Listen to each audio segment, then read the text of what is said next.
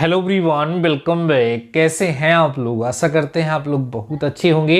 Dear students, आज के इस वीडियो में हम आप सभी लोगों को सेमेस्टर एग्जाम की कॉपी लिखने का बेस्ट मेथड बताने वाले हैं। जी हाँ डियर स्टूडेंट्स, अगर आप सभी लोगों ने इन ट्रिक्स को जो आज के इस वीडियो में आपको बताने वाले होंगे, इनको आप सभी लोगों ने फॉलो किया तो आपके एग्जाम में आपके 5 से 10 मार्क्स बढ़ सकते हैं। और डियर स्टूडेंट्स, ये गलतियां जो मैं आपको वीडियो में बताऊंगा, इसको जो स्टूडेंट्स करते हैं ना, उससे उनके 5 से 10 नंबर कम भी हो सकते हैं।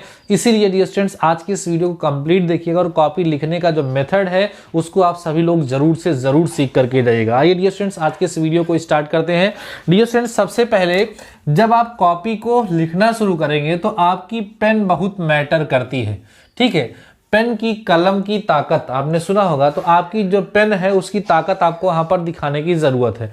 पेन कौन सी हो कैसी हो, देखो डियर स्टूडेंट, सबसे पहली चीज तो ये है कि आप सभी लोगों को आपके एग्जाम में न्यू पेन नहीं यूज करनी है। ध्यान रखो, न्यू पेन आपको कतई यूज नहीं करनी है। जैसे जिस पेन से आपको कल लिखना है उस पेन से आज कम से कम 2-4 पेज आप लिख लें, जिससे वो पेन फ्लो में आ जाए। बात समझ में रही? सबसे पहला काम मेजॉरिटी ऑफ स्टूडेंट्स यही करते हैं। कल उनका पेपर है, अभी शाम को मार्केटिंग करने निकलेंगे, अपने एग्जाम से रिलेटेड जो भी उनको आइटम्स चाहिए और जा करके नई पेन लेते हैं और उसी से कल लिखना स्टार्ट करते हैं। तो नई पेन का फ्लो उतना अच्छा नहीं होता है और वो बहुत हल्की चलती है और जो देखने में अच्छी नहीं लगती है। तो नंबर पहला, न्यू पेन का यूज नहीं करेंगे। आज न्यू पेन आप लेंगे, कम से कम 2-3 पेज उससे लिख देंगे जिससे वो फ्लो में आ जाए। पेन कौन कौन सी यूज करनी है डियर स्टूडेंट? ध्यान रखो, 3 चीजें यूज करनी है आपको। ब्लैक पेन लेना है, ब्लैक पेन लेना है, और दूसरी चीज डियर स्टूडेंट्स आपको ब्लू पेन लेना है, और तीसरी चीज जो डियर स्टूडेंट्स आपको लेना है वो ब्लैक स्केच लेनी है। ठीक है, ब्लैक स्केच लेनी है। 3 चीजें आप सभी लोगों की लिखने के लिए वहां पर मटेरियल में होगा, ब्लैक पेन, ब्लू पेन और ब्लैक स्केच। कहाँ यूज करेंगे, कैसे, वो मैं आप सभी लोगों को बताने वाला हूं। मैथ्स में रफ कहाँ करेंगे वो भी मैं आपको बताने वाला हूं। ध्यान से हमारी बातों को सुन लीजिएगा। कॉपी में पैसा लगाना है या नहीं लगाना, ये भी मैं आप सभी लोगों को बताने वाला हूं। ध्यान से हमारी बात को सुन लीजिए dear students. Black pen, blue pen किस कंपनी के लिए? जिससे आपकी राइटिंग अच्छी बनती है, जिससे अभी तक आप लिखते आए हैं, वही पेन आप सभी लोग यूज करिए। प्रयास करना चाहिए कि बोर्ड एग्जाम में जेल पेन का यूज कम करें, क्योंकि हो सकता है कॉपी की क्वालिटी अच्छी ना हो।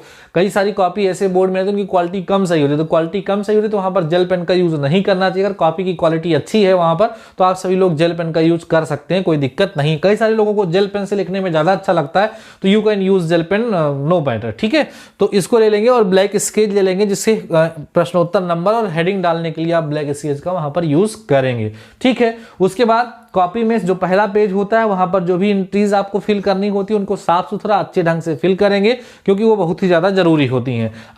आगे बढ़ते हैं। सपोज जैसे आपको पता कि अप्लाइड मैथ फर्स्ट का पेपर कल से आपका स्टार्ट हो रहा है। ठीक है, अप्लाइड मैथ फर्स्ट का पेपर कल आपका है, तो मैथ्स है, तो सबसे पहली बात होती है कि सर रफ कब करें, रफ कब करें और कैसे करें, रफ कहां पर करें। तो डियर स्टूडेंट्स, आप सभी लोग इसके पहले हाई स्कूल का बोर्ड एग्जाम दे ही चुके हो, तो आपको रफ करने का जगह जो होता है वो हमेशा आपकी फेयर कॉपी का लेफ्ट पेज होता है। जैसे ये हमारी ये कॉपी है ना, तो इस कॉपी में जैसे यहां से आप लिखना स्टार्ट करते हैं, ये कॉपी का फ्रंट पेज है जहां पे आप डिटेल फिल करेंगे। यहां पर कुछ नहीं करना, ये आप जब खोलेंगे आकर के तो इस लेफ्ट पेज पे आप सभी लोगों को रफ करना है। रफ करने के लिए यही पेज सबसे उचित होता है, या कभी कभी क्या होता है इस पेज में यहां से आप कॉलम बना सकते हैं। कॉलम बना करके छोटे छोटे रफ आप यहां भी कर सकते हैं और उसको काट सकते हैं।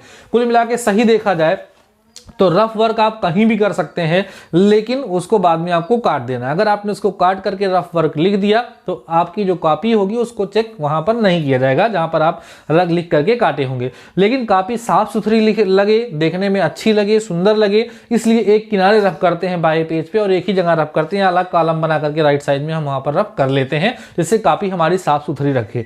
डियर स्टूडेंट्स, अगर आपकी कॉपी साफ सुथरी रखती है और आप सिस्टम से एक एक क्वेश्चन करके किए रहते हैं तो उससे बहुत अच्छा इंप्रेशन पड़ता है और कहीं कहीं स्टेप पर भी आपको ज्यादा अच्छे नंबर मिल जाते हैं। कहीं थोड़ा बहुत मिस्टेक हो रही है तब भी एग्जामिनर ये सोचते हैं, जो आपकी कॉपी इवेल्यूएट कर रहे हैं, इवेल्यूएटर जो हैं वो देखते हैं और उनको ऐसा लगता है कि बच्चा अच्छा है, इसका एक नंबर कट रहा है, इसको कटने नहीं देना चाहिए, उसका पॉजिटिव इफेक्ट पड़ता है। मैं भी जब कॉपी चेक करता हूं तो इन बातों का विशेष ध्यान जरूर से जरूर देता हूं। ठीक है, तो सबसे पहला काम रफ वाला हो गया, रफ वाला काम कंप्लीट हो गया। अब दूसरी चीज जो होता है डियर स्टूडेंट्स, वो होता है कॉपी में हाशिया बनाना। ठीक है, हाशिया बनाना, हाशिया बना करके लिखना। हाशिया बनाना क्या होता है डियर स्टूडेंट? जैसे देखिए, ये आप कॉपी का पेज है जिसमें आपको एग्जाम देना है, तो यहां पर जो होता है एक स्केल के बराबर ऐसे हाशिया बनाया जाता है। हाशिया क्यों बनाया जाता है? क्योंकि जैसे कई पेज की कॉपी है तो बाद में यहाँ थ्रेड लगा होता है या कॉपी पूरी खुलती नहीं है, तो इसलिए यहाँ पर हाशिया बनाया जाता है। अब कई सारे बच्चे इस हाशिया को काफ़ी चौड़ा बना देते हैं, या कुछ बच्चे होते हैं ये हाशिया दोनों साइड बना देते हैं। तो ध्यान रखेंगे डियर स्टूडेंट, ना तो हाशिया दोनों साइड बनाना है, ना तो बहुत ज़्यादा चौड़ा बनाना है। दोनों साइड हाशिया आप किसी कॉपी में बना हुआ देखें, आप कोई भी कॉपी खरीदेंगे उसमें हाशिया पारा रहता है, तो उसमें लेफ्ट में पारा रहता है। जिस ऐसा आप लोग हाशिया जरूर जरूर अपनी कॉपी में पारेंगे, लेकिन अपनी बड़ी वाली स्केल के बराबर 1 लाइन या 2 लाइन खींच देंगे तो ज़्यादा अच्छा लगता है। हाशिया आप सभी लोग बना करके लिखिएगा। तो दूसरा काम हो गया हाशिया बना करके लिखना। तीसरा काम जो है डियर स्टूडेंट्स, वो प्रश्नों का क्रम आप ध्यान रखें। प्रश्नों का क्रम आपको ध्यान रखना है कि प्रश्न एक क्रम में चले। प्रश्नों के क्रम से क्या मतलब है डियर स्टूडेंट, जैसे आपने पहला क्वेश्चन स्टार्ट किया तो पहले के बाद सीधे आप 7वें पर ना पहुंच जाइए। पहले के बाद दूसरा नहीं आ रहा तो तीसरा कर लिए, तीसरा नहीं आ रहा चौथा, मतलब एक पैटर्न एक सिस्टम आपका बना रहे। कई सारे बच्चे क्या करते हैं, पहला करते हैं, पहले के बाद सीधे 5वें पहुंच जाते हैं, 5वें के बाद सीधे 8वें पहुंच जाते हैं। तो इस तरीके से जब चलते हैं तो कहीं ना कहीं वहां पर क्या होती है, दिक्कत होती है, क्योंकि कॉपी को चेक करके उसके बाद फ्रंट पेज पर के आकर के उसके मार्क्स को मेंशन करना होता है, उसको चढ़ाना होता है। तो उससे जो इवैल्यूएटर होते हैं वो इरिटेट होते हैं और उसका कहीं ना कहीं बेनिफिट आपकी कॉपी पर ही पड़ता है।